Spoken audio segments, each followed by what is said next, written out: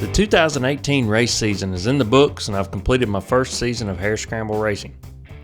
In this video, I'm going to discuss some of the things I learned during my first season, specifically the top 10 things I learned in my first season of Harescramble racing. This information is from my perspective of being new to the competitive side of the sport, and I hope it'll help others who may be thinking of getting into organized racing events or those curious about how it works. If you've been racing for a while, you will likely already know all of this, or you may have a completely different perspective. Let's jump right into the list. Number 10. Learn the rules prior to showing up for a race.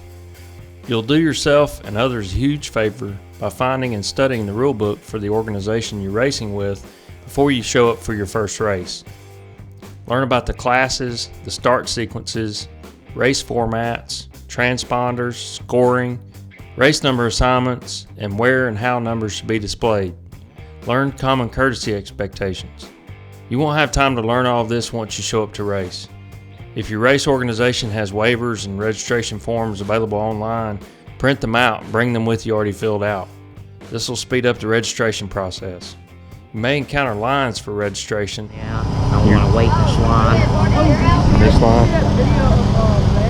And you may not have a lot of extra time on race day. Number 9.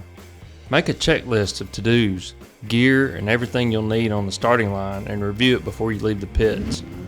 When it's time to go to the line for your first race, you'll likely forget something. In my second race, I went to the starting line without gloves. Luckily, I had time to go back to my truck and get them. You'd be surprised how easy it is to forget the most basic things when you get psyched up for a race. Did you turn the gas on? Did you fill up the tank? Did you check your tire pressure? Do you have your camera? Is it charged? Does it have a memory card in it? This list can get long. You won't remember it all. Top 10 things I learned during my first season of Harescramble racing. Number 8. Ride within your skill level. Your heart is pounding, the adrenaline is flowing, the flag flies, and all of a sudden you're racing on trails you've never seen before. It's easy to get caught up in the moment and ride faster than you've ever ridden and beyond your capability. This is a recipe for a crash. Set goals for yourself prior to the race and remind yourself of those goals when you feel the adrenaline flowing.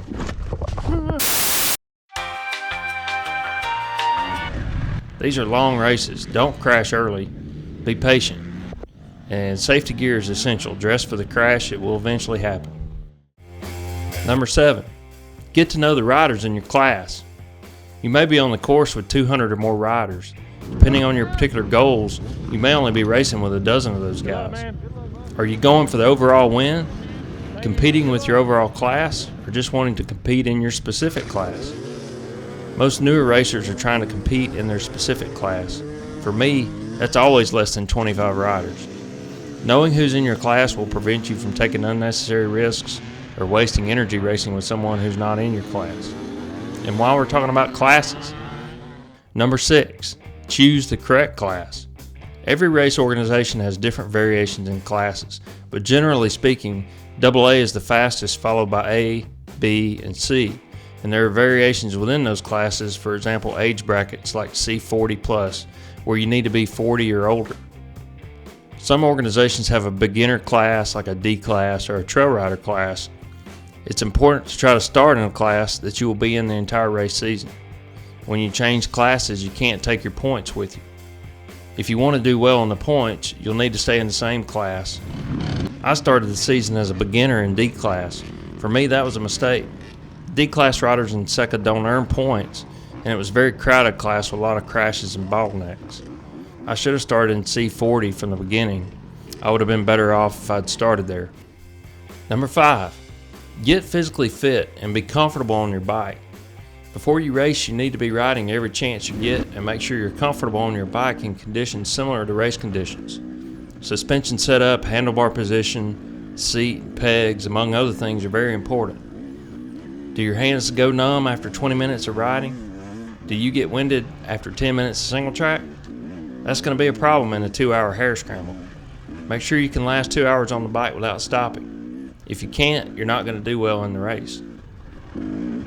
Number 4, be patient, but look for opportunities. Races are long. Starts are important, but for those just getting into racing, Maintaining a pace you can control and minimizing mistakes is more important than getting out front at the start. When in traffic, don't blindly follow another rider. Look ahead and take the lines you would take if he weren't there. Watch the course arrows. The guy in front of you may make a wrong turn or miss a turn. Take a different line. Look ahead for hot lines. Bottlenecks are annoying, but they can provide opportunities. Look for any open area. Look for trees you can fit between, but you have to make a split-second decision. Some organizations prohibit hot lines to some extent, so know the rules. Top 10 things I learned during my first Harescramble season number 3.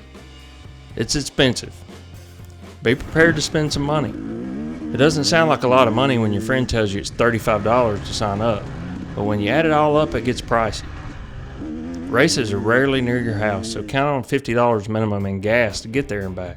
Chase and I both race, so sign-up fees get doubled, and my wife usually attends the races with us. There's a $10 gate fee. We may need to eat 3 meals on the road over the course of the day of racing, so that may be another $100. You'll also break or wear out parts more often when you're racing. If you have 2 races a month, just with gas, food, and entry fees, it ends up being about $500 for 2 people. Number 2, you'll need to do bike maintenance and race prep every week. You can't afford to have mechanical issues during a race. Even minor issues like this kickstand issue I had in my second race will slow you down considerably. You can't stop and tinker with things the way you might if you were out on a joyride. You'll need to be more diligent about maintenance than you would otherwise. And the number one thing I've learned in my first season of Harescramble racing is that it's a blast. It's a lot of fun. Harescramble racing has been an overwhelmingly positive experience for our family. We've met so many great people and made so many friends over the past 10 months. The family atmosphere is fantastic, and it's great to see parents participating with their kids and not just being spectators.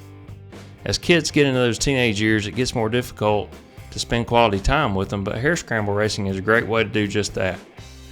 That's my top 10 list of things I learned in my first season of Harescramble racing. If you enjoyed this video, please consider giving it a thumbs up and subscribe to our channel if you haven't already. I always read comments, so let me know what you think in the comments below. Thanks for watching.